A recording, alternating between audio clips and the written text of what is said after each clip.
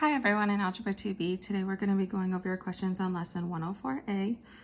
So what we're going to start with is we have this triangle here, equilateral triangle, where all sides are the same length. We are trying to find the area of this triangle.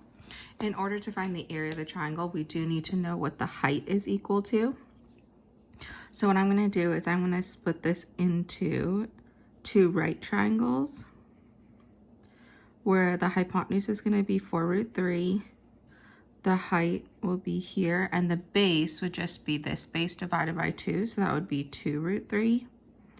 And we're going to use Pythagorean theorem to solve for the height. So that would be h squared plus 2√3 squared equals 4√3 squared.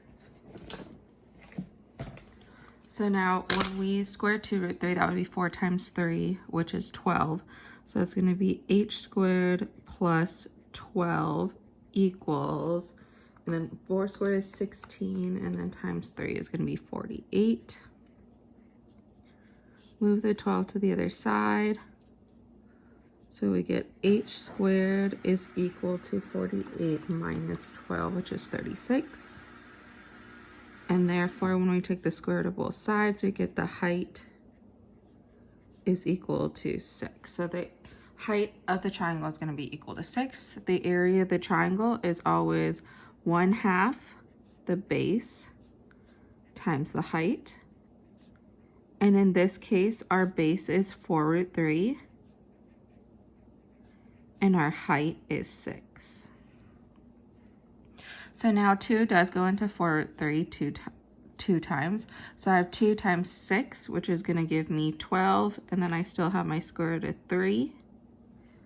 And this is in centimeters. So this would be centimeters squared. And that is your result for number 8. Now for number 12, we're going to have to use this equation right here. We have to put it into this format, and then we need to draw the points away from the vertex. So the first thing that you do is you're going to put all your x's in parentheses. So in this case, I'm going to have y is equal to negative x squared plus 4x minus 2. Then I need to take the negative out because we can't complete the square with the negative in there.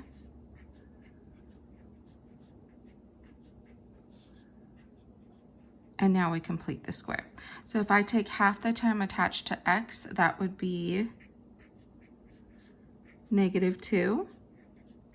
And when I square that, that would be plus 4. But remember that if I were to redistribute this minus sign, this is actually a minus 4.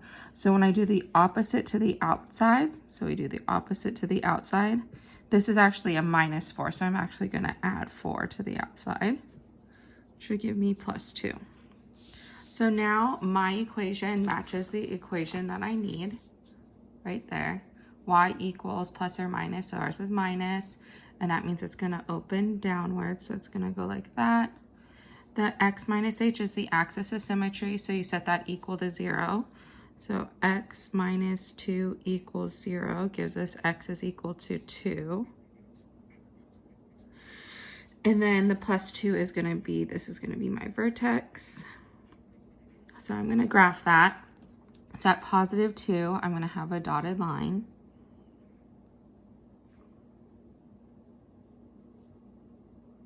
And then at plus 2, I'm going to have my vertex.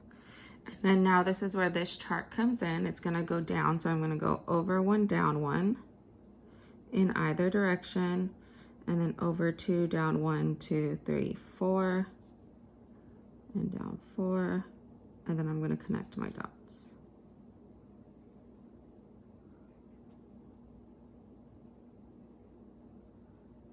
And that becomes your parabola. Okay, so again, that was all from my notes from lesson 100. And then the next one was number 13 that someone asked for. And number 13, we're going to use our notes from lesson 99. So the first thing that I'm going to do is I'm going to isolate my square root, or my absolute value. So I'm going to move the 2 to the other side. Sorry. Then I have negative absolute value of x is greater than negative 4. Then I'm going to divide by the minus 1. But remember that when you divide by minus, you do have to flip your inequality. So that becomes the absolute value of x is less than positive 4. So now I go to my chart and it says when the absolute value is less than, you're going to connect those 2 points. You're going to go to the positive number and the negative of that number, and then you're going to connect them. Okay, and integers is going to be points, not the arrow. So I need to go to negative 4 and 4. So let's go to negative 4, negative 3, 1, 0, 1, 2, 4. Now there's my number line, and we're going to go to 4 and negative 4, but we're not going to fill in the spots at 4 and negative 4 because it's strictly less than. And remember, you go to 4 and negative 4, and then you connect those 2 points. So that means I'm going to fill in everything between 4 and negative 4 with my dots because it's integers. And that is your result for number 13. Okay, and that concludes your questions on this lesson. I hope you guys all have a great weekend, and don't forget to post your questions for 104B by Monday morning. Bye.